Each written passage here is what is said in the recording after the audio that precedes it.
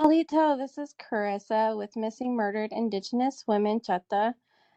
This is our weekly update that we were graciously given by Rachel.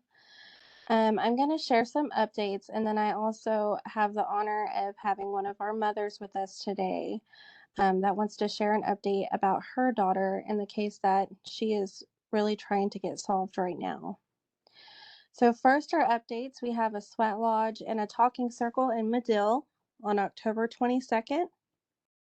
We also have one if you are going to miss that on the 15th with a friend of mine. So if you are interested in either of those, please contact us. We're collecting monetary donations or non-perishable food items or food vouchers for Thanksgiving and Christmas meals for our families that have lost a loved one or that was taken from them in 2022. November 9th is our last update. We want you to stand with us at the Capitol from 12 to 2 to be a part of us educating the community on why ICWA is important to our people. This is important not only to our Native people, but especially our families of MMIW and MMIP, because their children still matter after they're gone. And without ICWA in place, we don't know what's going to happen to them, and they may not be around their culture. So please come stand with us at the state Oklahoma Capitol on November 9th from 12 to 2. We do have some seating available. Now I'm going to turn it over to Miss Sky Greg Jim's mother, Alicia. She has her case open in Shawnee, Oklahoma. So Alicia, if you'd like to share a little bit about Sky and some trouble that you're having. Yes, good morning. My name is Alicia Onswala, and I'm absentee Shawnee, and my daughter Sky Jim. She was enrolled with Sac and Fox Nation, and we were notified of her death on January 9th of 2021, and she was found. It was at night, around 10 o'clock at night. She was found under a bridge by a motorist. When she was found, she was unresponsive, and the motorist had tried to stop another oncoming vehicle, but the oncoming vehicle ended up running over her. There's a clear question as to why she was unresponsive to begin with. And so from the beginning, we knew that something wasn't right. And so my family and I began trying to, figure it out, find, questions that didn't make any sense to us. Sky, she was a very caring person. She was a mother of 5, first and foremost. She doted on her children constantly. She used to work. She worked her way up, working for one of the larger casinos here in the Shawnee area. She started out there, like I said, she was a single mother. She started out there in housekeeping and worked her way up. She loved her job. She loved the people that she worked with. She was the sole provider, basically, for her children. And she was also married, but she was estranged from her husband. She had been estranged from him for, maybe 3 or 4 years. And so in that, during that time, she had talked about the struggles that she had in trying to, take care of her children. But in the meantime, she met someone. And this someone was someone that she had a relationship with, and was also the last person that saw her alive that night, to our knowledge. And so one of our questions was, and one of our concerns was, is just that her being out there made no sense to us, especially that time of night in the middle of winter. And unfortunately, her death hasn't received a full investigation. And there were some valid concerns that we had about, for one thing, why was she unconscious? Why was she unresponsive in the first place? under that bridge. And coincidentally, or maybe not coincidentally, I'm not sure, that remains to be seen, but she was approximately 2 miles from the boyfriend's home. She also, there's been some questions about him stating that she never made it to his home that night. And part of the issue is we felt like maybe they should have looked at it closer in an initial investigation or assessment of the scene, and question themselves, you know, why was she here in the first place? Why was she unconscious under this bridge? People don't just end up unconscious under a bridge in the middle of the night, in the middle of winter, lying in the middle of a road. And so that didn't sit well with us. So we ended up getting her personal items that she had on her at that time. I think it's safe to say this because I have said this publicly, and I've had to say this publicly in order to get people to understand where our concerns stem from. And so one of the things I have shared publicly, without trying to go into too much detail, is that we did receive, one of the items that she had on her was her cell phone.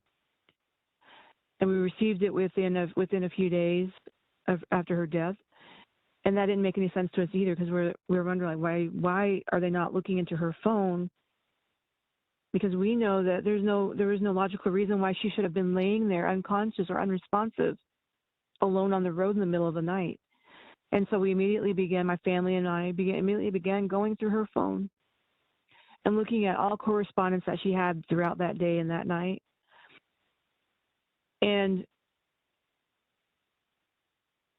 also, in speaking with OHP about 2 months after her death, I finally got to meet face to face with him, and was told that yes, he did interview the boyfriend, and he was told that she didn't make it to his home as well. And so I presented some information to this trooper, the investigating trooper of the Oklahoma Highway Patrol, information that we had extracted from her phone, that we put in chronological order throughout for all of her locations, all of her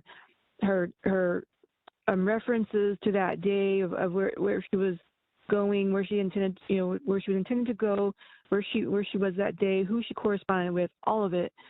And I told him specifically that by her own words, she was there.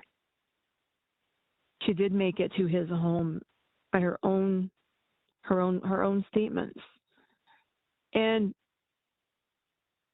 there was several other things, several other details that were concerning to us that I pointed out to him that day. And this binder that I put together for correspondence and some other concerns that we had surrounding some other details around this is about 100 pages, and it's a very thick binder. And I provided to him that day. But the problem is, you know, I was trying to point out, I knew that would take some time to look over those things, but I began telling him specific key concerns throughout that book, and so as time went on, I began trying to ask him, you know, for the status update of my daughter's case, and he just stopped responding to me. He did, you know, send me his email as I requested, but he just stopped responding to me. And then in October, in the end of September of last year, I was able to finally locate his supervisor's name. The strange thing on OHP and the website, there's no information about the homicide unit. There's also on their phone system, there is no number about the homicide unit. So it took me a while. It took me a few months to actually figure out how to get a hold of somebody that was directly related to the homicide unit. And so the supervisor had him call me about 2 weeks later, and I was told when I spoke to him, he asked, you know, I asked about my daughter's case, and he said that he decided that he was going to close it. And it was odd that, you know, he didn't respond to me all that time, but he decided to close her case. So I had asked him if he had reviewed the binder, and he never responded to that. So there's some current concerns on the apathy, the level of apathy that I feel like our family was met with over Sky's case. And so we would, we have been pushing to try to get her story out as far as we can. And it's not just about Sky. This isn't just about Sky, because if this happens to her and to our family, it can happen to anyone. And there is no reason why any family should have to go through this. There are things that my surviving children have seen that has affected them. There are things that, I had to allow them to step back on this, on investigating Sky's case with me because of that. It has really impacted our family. It has impacted, us personally. It has impacted me personally because, I've had to look at her. I've had to see pictures of the site that my own family had to go out and take. I've had to see the blood stains and the tire marks and things like that. I've had to look at her 7-page autopsy report and the 911 call report of that night of the position in which the car was located in over her body. And these types of things, they sit with you. There are things that you can never unsee. And I mean, I've had nightmares, I've had insomnia, I'm not the same person that I once was, and I never will be.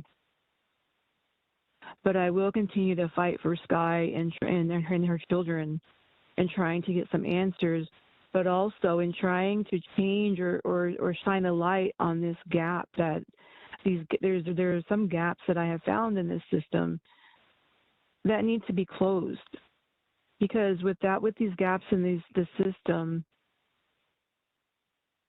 there leaves too much room for the possibility of no consequences for people's actions. And as long as there are no consequences for those actions, they have the potential to affect other potential victims in the future. So this isn't just about Sky. It's about getting answers for her and her children, but it is also about trying to address these gaps that we have found. And so we are really pushing hard to try to get her story out, to make people aware that these things need to be fixed. They need to be addressed. These issues that surround these cases need to be addressed. And so one of the hardest things has been exposure, but also just navigating her case in general.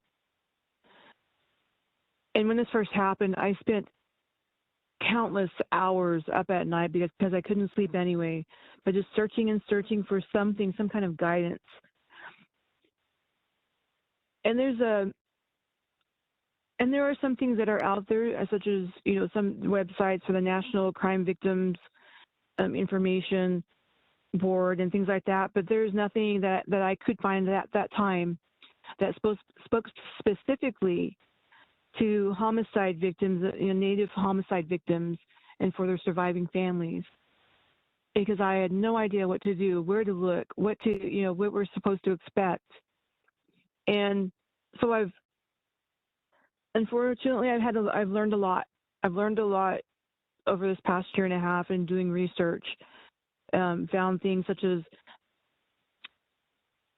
the Domestic Violence Fatality Review Board. There are 220 of them nationally, one here in Oklahoma, that in theory can look at cases and review those and try to find gaps in the system. But the only problem is, without Sky's investigation, a thorough and complete investigation, she does not qualify for her case to be reviewed by that board, and that needs to change.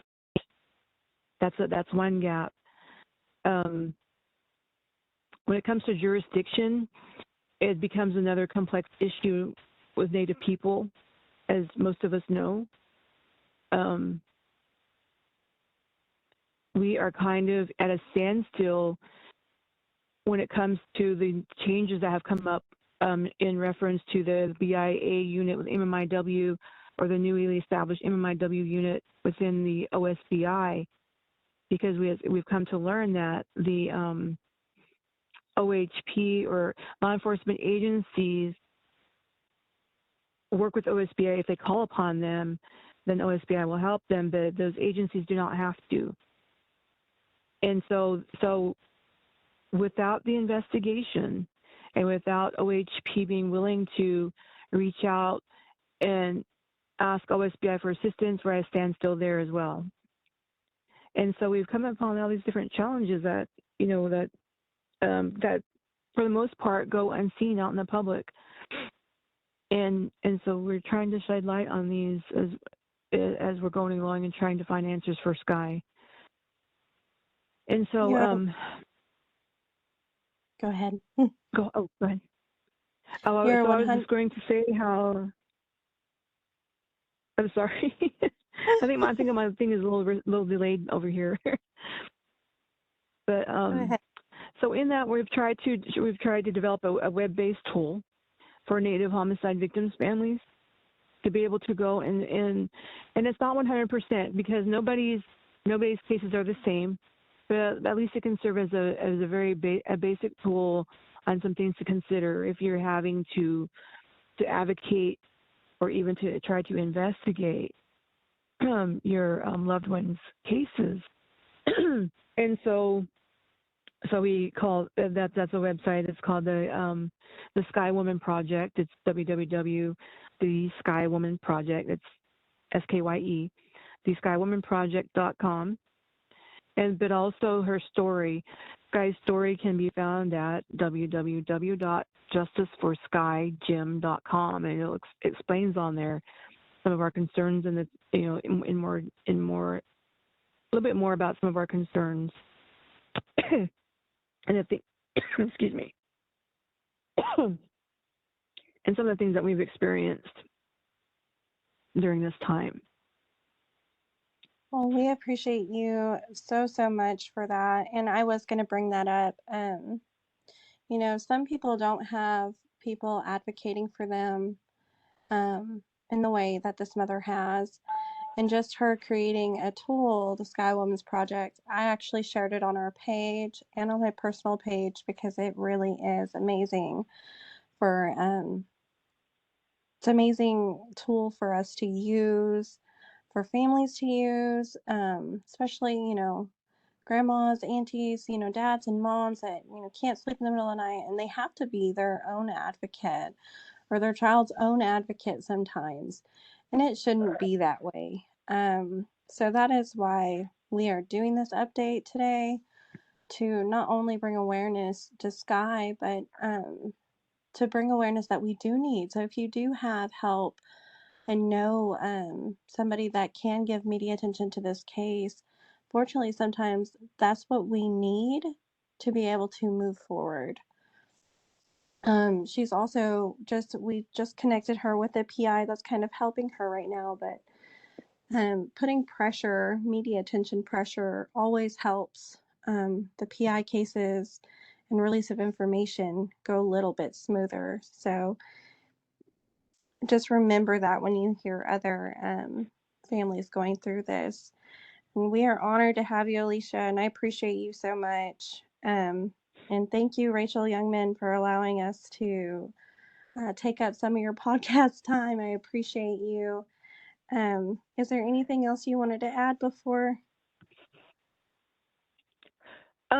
No, I can't think of anything right off the bat, but I do appreciate both of you again for this time, for the time that you guys have taken, for the help that you all have offered. It has been, like I told you earlier, it has been a breath of fresh air. I feel like I can breathe because I was drowning, and I feel like I can breathe, and I've been renewed, and I'm ready to continue this fight for her.